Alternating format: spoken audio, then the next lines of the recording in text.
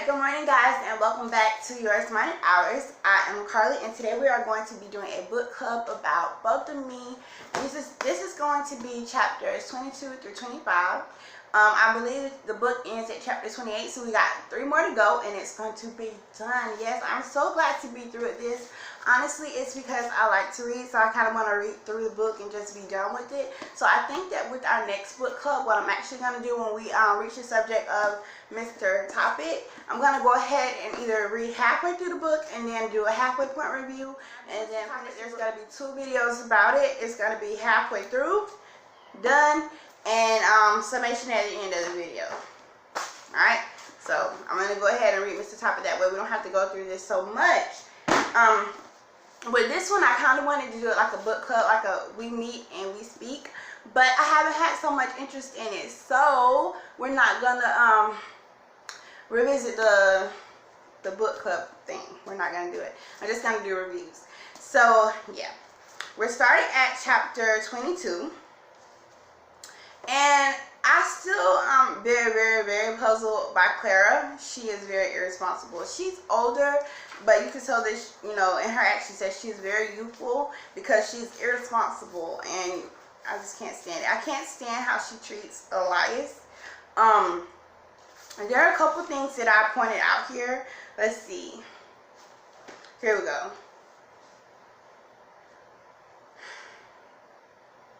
Love. I love part of Elias. I love things about Elias. I love half of Elias. I love Elias.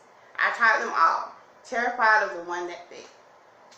These are things that she wanted to say, I guess, like she wanted to discuss how she felt about Elias with Elias, because remember, last reading she mounted Elias, like she was all on top of him, like trying to make out with him and stuff, and he was terrified of her, like pushing her off and telling her that he didn't want to go that far with her, like he was done with the situation before it started.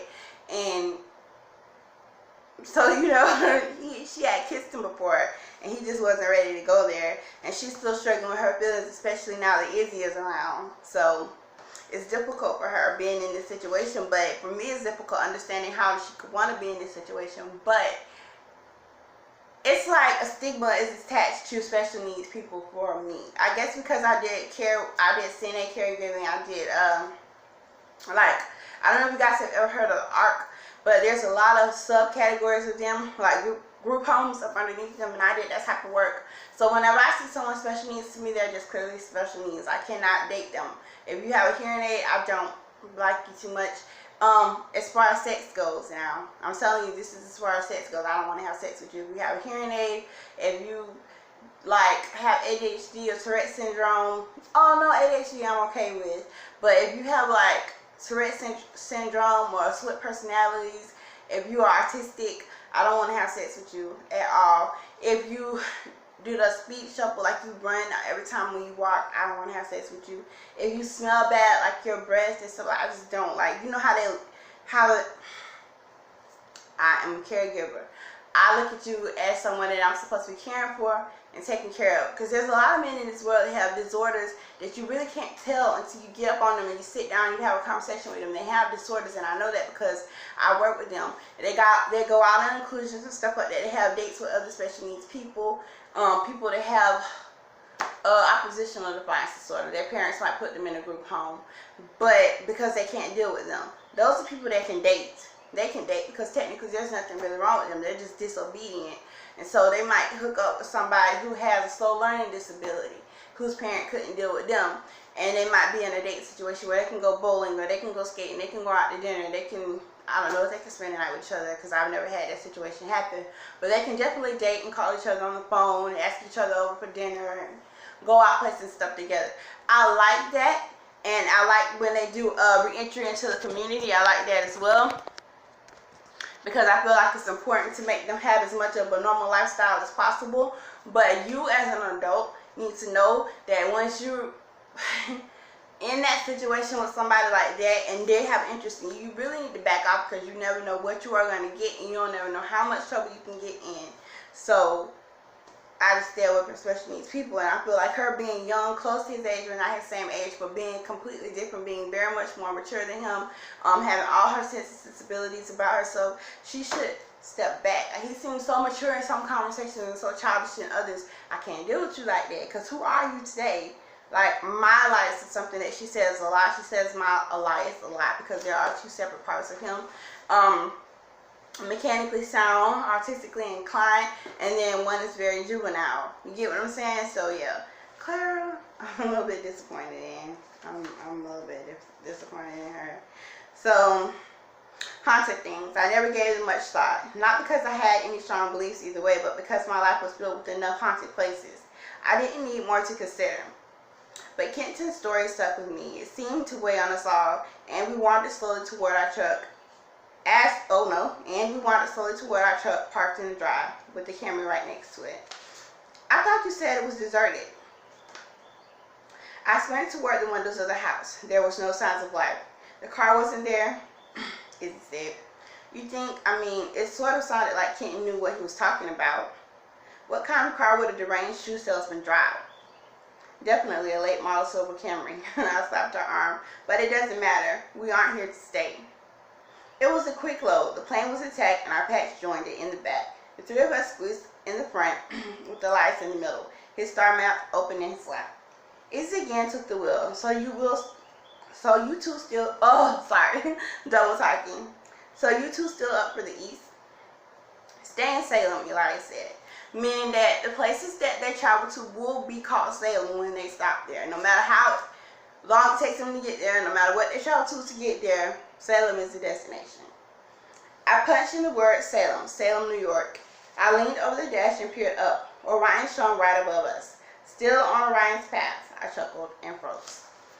So they're using astronomy and the word Salem. So they're using Wiccan or the word, I'm gonna change it. The word Salem to me equals witches, Wiccan, anything haunted, anything scary.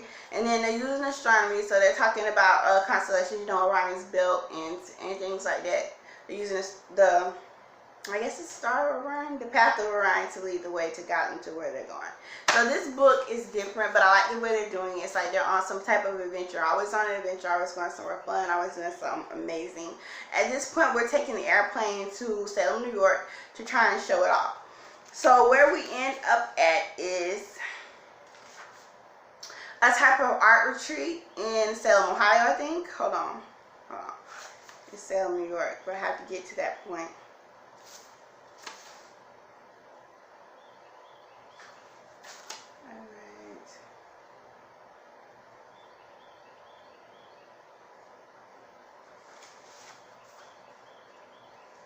Oh yeah, it's Salem, New York, where they end at. So the Forge of Hephaestus is where they're going. And when they get there, they kind of have like a small little argument.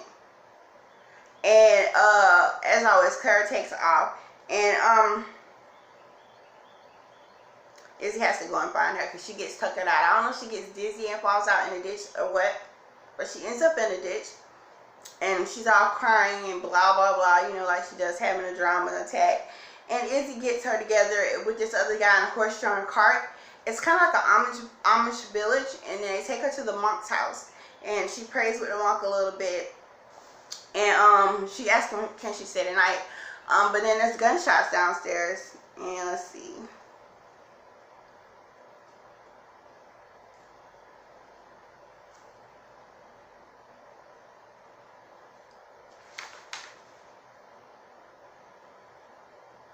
Yeah, Elias is really different. Listen to this passage. So the Forge of Hephaestus is what they're looking for.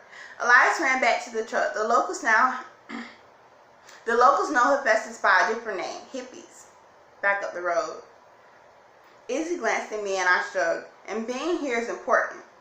My manual says nothing of this place. Like, they're talking to him about it. I held up my diary and shook it in the air. Perhaps those interpretations have become uncollaborated. Perhaps they no longer align to my map. Izzy brought us to this point, meaning he's okay with where they are, and he's okay with picking up the story or his imagined situation so that he can have his adventure. Elias turned. Izzy, do you have any more to say? Wait. I frantically leafed through my travels. In this diary is all we need. See, I have this. That doesn't make sense to me. In this diary is all we need. Like, you have everything for their journey, okay? I guess that's what she's saying. See, I have this. I have my journey. I have my journal. I glanced down at the page and selected at random. Forget it, I said. No, Elias leaned over. I want to hear. The stories in that book may still be invaluable. Like, they mean something, or they could mean something. I shut the diary, but Elias was quicker, his hands slipping between the pages. Please read. I bowed my head. I can't. There are no words on this page. It's just an idiotic picture. Nothing like your sketches. A picture. Elias tugged at the book and I released it. He opened it back up to the spot. I searched for an emotion on his face. Any emotion. Anything. Who are they? He placed my precious diary on his lap. Izzy craned her neck to see. I told you I can't draw. Who are they? He repeated. I pointed. Well, what was the queen? My best attempt at the queen. Well, that was the queen. My best attempt at the queen. Elias nodded solemnly. You captured her essence. So this is him trying to make an interpretation. It's juvenile. It's childish. It's like school. It's like playing house. This is him trying to make an interpretation of her drawing and fit it into his life. So she's found a piece of the puzzle that is hers, or a piece of the game that is hers, or a part of hers to play. And she's playing it, and he's being her backup. So, you know how when you playing house and you cooking food and you talk about the brownies, they can't see it, but other kids in the group, they elaborate on it, and they talk about the smell. Oh, that smells so good, or that looks so yummy, and the tea tastes so good. And it's always playing imaginary. It's always playing house. It's always a theme with them. So they're acting their way through this book. There's a lot of art, things I like, astronomy, things I like, witchery, things I really don't like. So there's a lot in this book. So at this point, I think they're in the Amish part of the city. The point is, there's gunshots that rang out downstairs. And I think that it's Izzy immediately because she's the one that carries a shotgun. But in the end, it doesn't wind up being her. And so I was kind of like surprised by that. She goes downstairs to find monks praying. Again, they're in some kind of Amish type community. Not Amish, but like basic. Like, they use horses. They grow vegetables. They have a place where you can stay for free, but it's not a hotel. Everything comes at a cost, like work, those type of things. They're staying at places like that on this part of the journey. And also, what I was about to say is that, okay, yeah, Izzy took the cross off the wall after the gunshots are over with, and then she ran off with it. And not Izzy, but Clara and her and Izzy, I believe, if she didn't just take the horse and caught by herself, ran back to where they found Elias, who was staying in the village that they call the Forge of Hephaestus, where they leave the airplane at, or they think they're gonna leave the airplane at. So there. That's what happened. Okay, so yeah. This here is the part where I was looking for.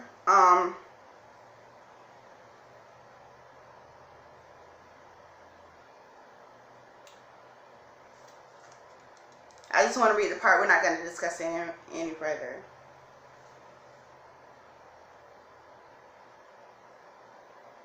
Nobody to mention. I grabbed my diary, slammed it shut, pushed it out of the truck, and ran for it. I ran until the red brick buildings of Salem vanished from sight. Still in Salem. Until I was surrounded by beauty and mountains and leaves so vibrant they took my breath away, and the beauty fueled my sorrow. I reached down and grabbed a handful of the fallen, so beautiful they fell so early, so soon, before they had a chance to be seen or loved. They're talking about leaves, fallen leaves. My legs turned forward, a new mantra filling my thoughts. I am not abandoning Elias. It may have appeared so, but it was not true. Nothing about me was true. I reared into a leaf-filled ditch and panted. Was this place filled with bear and mountain lion? Like are the animals here? Sorry. The wandering entered but caused no fear. I alone did that. Like, I made myself scared. Haunted, I felt haunted by a crouching truth that crept nearer by the day. So I would keep on running, because if I slowed, it might catch up. I might just run into myself. I shivered and wished I was 8 again. Rough night, Clarita. Izzy's face slowly came into focus. At this point, she has been asleep here for a second or a minute. Either way, she didn't realize she was there. Help me out, boys. Strong hands lifted me up, continued to carry me under the arms and beneath my knees, and then gently into the cart. Elias, I asked. We'll get you back to him soon enough. I stretched my neck to see the unknown speaker, but in the dark he was simply shadow. Well, London, do you have a flair for the dramatic? Izzy sat cross-legged beside me, her guitar case resting on her lap. Okay, we're set. Easy now. We lurched forward, and I remembered the feeling. I have felt it several times in Asia and Africa. Remember, she's a traveler. Where carts were pulled by mule or camel. I pushed up on my elbows. What am I in? Izzy shoved me back down and covered me with blankets. Stay down. Get warm. Horses. They're horses. Yeah, it's weird, but just go with it. These guys only get around on bikes or carts. Earth-friendly, you know. So again, Irish type community. I didn't figure you'd want to trust your balance. And just about to say Elias. Waiting for word. You are mighty fortunate that my tracking abilities are top notch. She handed me my diary. Besides you on the road. Besides you on the road, just think if I hadn't found you, then you wouldn't have an argument to look forward to. But as it is, an argument? Oh, Elias is pretty upset. Something about an attack in a tower? I groaned. I see. So, this is him foreshadowing the attack at the monks' temple. So yeah, the attack in the tower is him foreshadowing he does that sometimes with his drawings and things that he says and stuff like that. He's foreshadowing that event. So, the place where they go to is Cartagena. You know, that's like Cartagena. This is Cartagena. This is Cartagena with the C. Cartagena is with the K, and that's the Russian name. Like people, like a birth certificate name is the name. This is Cartagena, and Cartagena is a Russian name. Like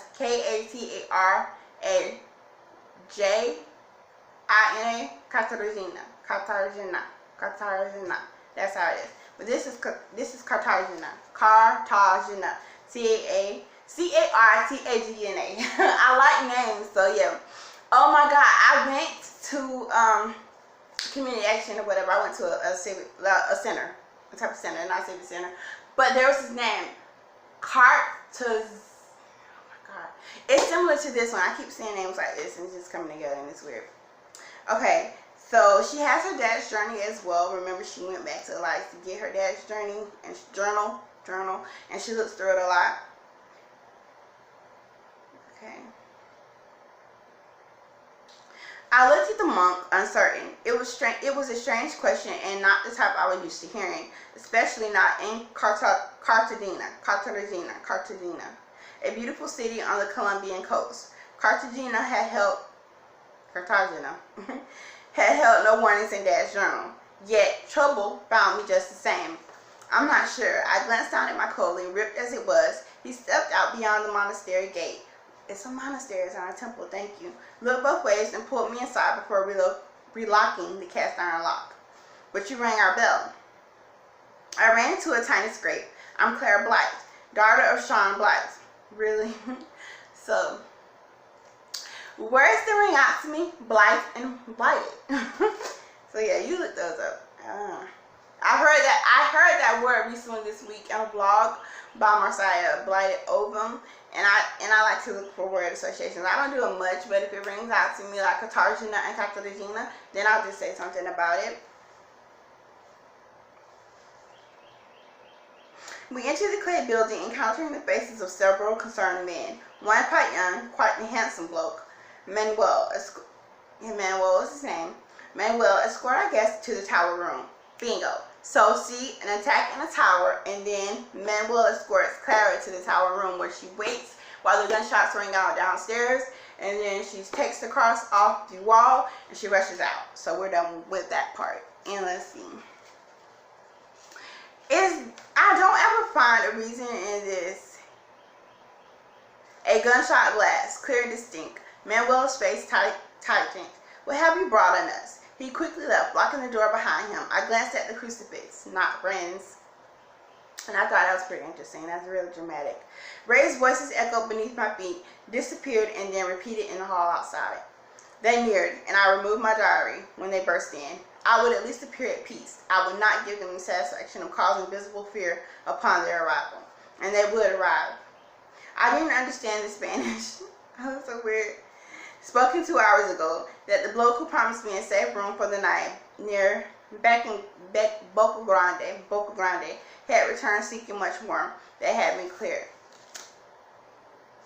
When the noise stopped, she fled down to the bottom of the stairs, and she talked to the monk about what was happening, and then she took her leave. So that was chapter 23.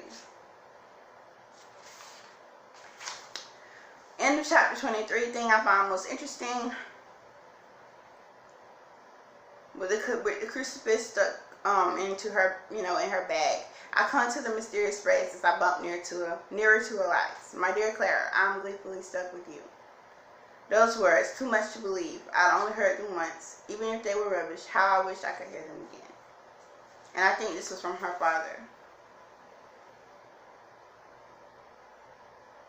When praying, I do not have access to Zeus.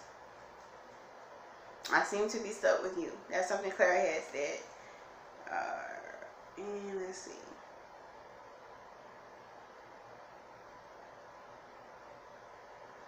And I, my dear Clara, am gleefully stuck with you. I read the lines that formed to my world over and over. I read it aloud and mouthed each syllable.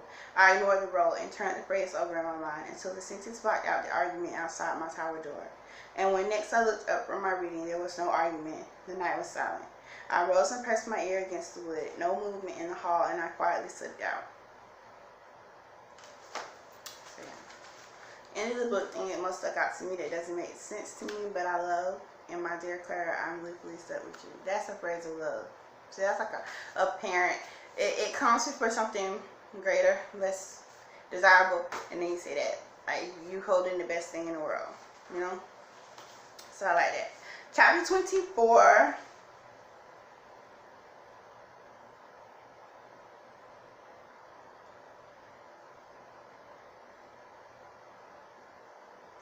I'll just read the first chapter. So into the night they drove until they got to where they were going. I drifted through many countries that night, the gentle rocking teasing out many memories, but eventually I awoke. My body warm and my mind clear. I sat up and eased against Izzy, the ever-vigilant mate. So they're friends, and they are making friends. So Clara is jealous of Izzy, by the way. Just in case you guys didn't know, she is jealous of her, and she acts so.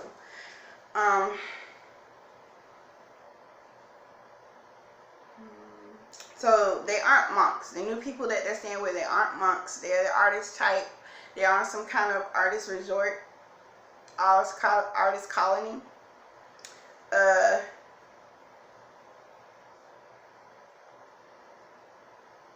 see.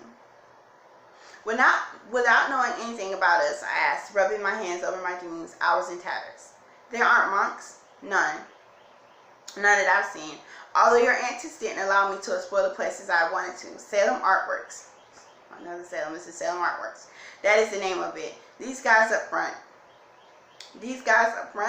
Question. They're working artists here. Helpful, don't you think? So she's asking questions about so are these guys up front? Are they working artists here? And then the statement is made helpful, don't you think? So I don't know if I read that right to you guys. The sun yellowed the tops of the mountains and then orange the middle, and finally purpled the roots. And in a moment, imperceptible, morning came and autumn leaves exploded along the road before me. Good timing. Breakfast? One of the guys called as he turned right onto Quarry Lane. So do y'all want to eat breakfast here? Breakfast. When had I enjoyed a meal? I had no interest in one now. The great undoing felt so near to me, like one of the blankets about my shoulders. I threw off the quilt, but still the pain remained, as did my promise. I would tell Elias, my Elias, the next time I saw him, and I would apologize for my behavior in the tower, for placing him in an awkward position. The horses stopped, and Izzy hopped out. Can you stand, Clarita? Of course I can. Stand. Legs wobbled, and I eased myself over the edge, clutching my diary. So this commune is a rubbish heap, is it? Rubbish? I asked. One of the men chuckled and pulled the horse and cart away. Very organized and useful rubbish, which means it isn't rubbish at all. Oh, I don't know, his friend said. Let's say you stack banana peels in a neat pile. It would be organized and useful, and that nobody would slip, but still its nature is rubbish. I love that. That's the best joke, the best comparison of anything. It's something you don't want, something you don't need, but you neatly put it away. So still, is it art? No. It's not necessary either, like you said. I think that's funny. And she replies, no, it's nature. It's nature is then art. It's not art. To me, it's garbage. But in this rubbish heap, garbage is art. So moving on. Okay, like the garden Jacob had showed me in Minneapolis, huge undefined sculptures rose from the lawn, presumably complete, absolutely nonsensical, hunks of metal and gnarled rooted wood, giant obelisks and children's upside-down play sets. A car-sized egg sprout great bin separated by dinosaur egg-shaped spears. So this reminds me of like a car junkyard or a bus graveyard. The type of art like when the hippies go out and they paint handprints and peace symbols and write all kind of crazy words on them, when a college student do art and there's like half of the bus stuck in the ground and the other half coming up out the other side, like they're giant earthworms or whatever. It's neat. I really like that. I like the bus graveyard. You always see them on things like HGTV and stuff like that where they talk about interesting finds in the world or the world's largest teapot or things like that. So it is art. So much junk, so much art, as he said quietly. So this is where Elias is, and there's a Porsche here, and eventually they're gonna take a ride in it. Let's see. The property is large, and no doubt you will see him. But while he works, he said that you would be covering his share of the communal. So he's gonna work on his artwork, and she's supposed to do communal chores. So that's cooking, cleaning, washing, anything they need done. And at first she doesn't want to do it. No, that's not acceptable. I need to talk to him, and that requires seeing him, which I will be, seeing him, she tries to say. And the lady interrupts her. She's like, as I was saying, and then she bends down and shows her daughter, you will carry out his communal load, cooking, cleaning, working. Is this agreeable to you? Blast. I might as well go back to London, she says out loud. Julie stiffened. I'll tell Elias that he needs to leave by nightfall. So if they don't do the communal work, then he doesn't get to stay there and do his art. And that's the difficult thing. So eventually, Izzy and Clara agreed to do this so that he continue working and doing what he has to do. I yawned. I was guiding aboard two identities, bent on finding the evil keeper before the keeper's efforts destroyed the kingdom of Salem. The queen is dead. I seduced the boy, and now the great undoing is coming out in bits. And I need to know how it ends and whether I'm mucked up with the boy. Until then, I'm here in a crazy world of hippies. So, yeah.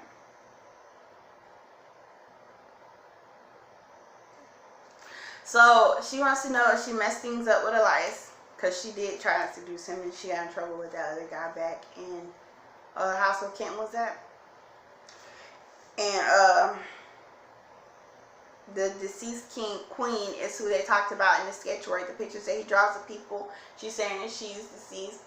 He's saying that she is deceased, and they're trying to find a lookalike of her, basically, pretty much.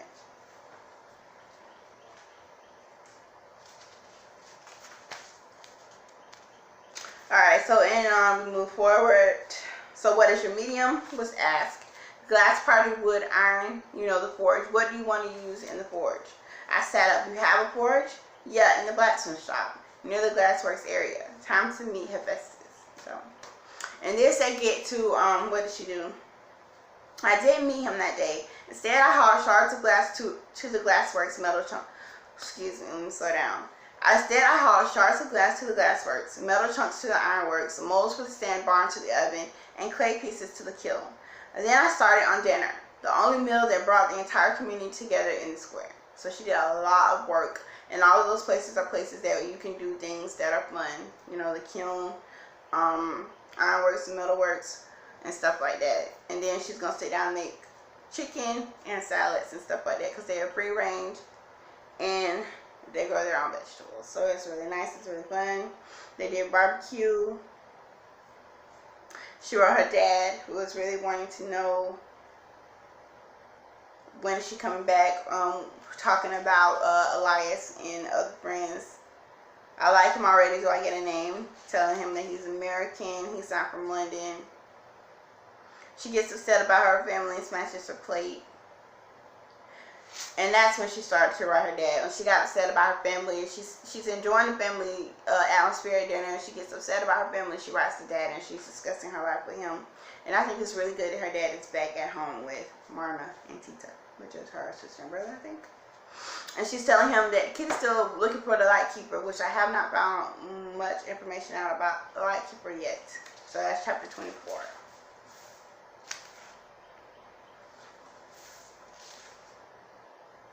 In chapter 24, they also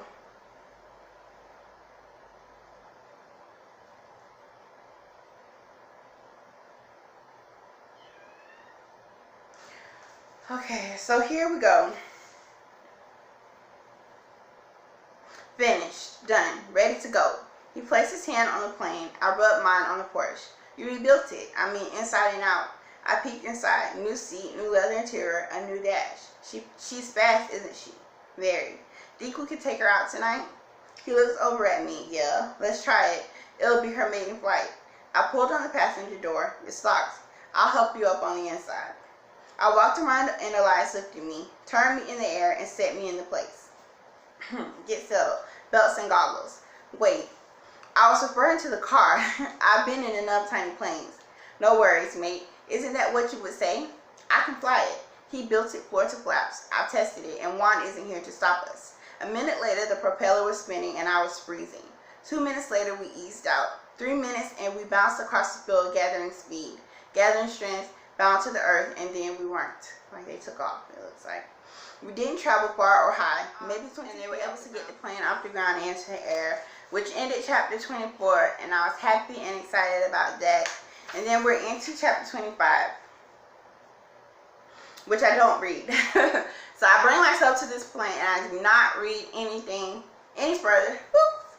I stop here because the next chapters are 25 through 28. See how much I have left? And then I just want to let that go. So I read it full 25, full 26, full 27, full 28. And I'm done with this book. And then it's on to Mr. Topic. Okay? So that is both of me. Non-stop. And pretty much my summary of these couple of chapters is that it's more of the same for me. It's more of Clara. This is a romance novel, but it has an interesting title because basically what Clara tries to do this whole entire time is form a relationship with Elias, who she, again, she tried to talk to on the airplane when she first met him because she thought he was attractive and she was interested in him. And then he came home acting like, you know, a child. He came home acting like a child because he was special needs and he does weird things like steal people's underwear and then, you know, put them on dinner plates at the table. And, you know, he goes to a high school. He does remedial lessons like, you know, regular basic learning, I guess, for his disability. He went to the junkyard and tried to kill her on some ride. Now he's taking off on some kind of plane, and I guess this is an adventurous relationship. They got to tour the Underground Railroad with Kenton and find dead bodies underneath the ground, which is interesting also. But, you know, it doesn't really make sense as to why. Well, actually, you know, if I'm a romantic and I leave all the technical parts away and all my life experience away, I can see how she's falling in love with him because it's like a high school relationship and they're off on adventures all the time and there's excitement in it. There's excitement. It's new. It's amazing for her. It's brilliant. The way he draws her into his life and his personality is seemingly saw as okay, instead of something that's a sickness or something that's irritating or something that always has to be nursed, fixed, or sedated by drugs and medication, because at this point he's off his meds. So I guess it's like loving somebody bipolar. It's exciting and it's saddening at the same time. So I can't really see how she falls in love with him, because new relationships like dating a drug dealer, or, you know, it's all exciting when you preppy or you're professional, but when you in the game, it's life as life is supposed to be. And when I say in the game, it's like when you sell drugs or when you hook, it's life as usual, and there's nothing exciting about it. For you, what's exciting is that dating a doctor or dating a college student or something like that. Opposites attract is basically what I'm getting into with that. Either way, they don't talk really much about his mom or anything, and pretty much what they do, they live life exciting, and it's fun to have Izzy there because it offers a different element to their story. There's jealousy, there's camaraderie with Elias and Izzy because it's new.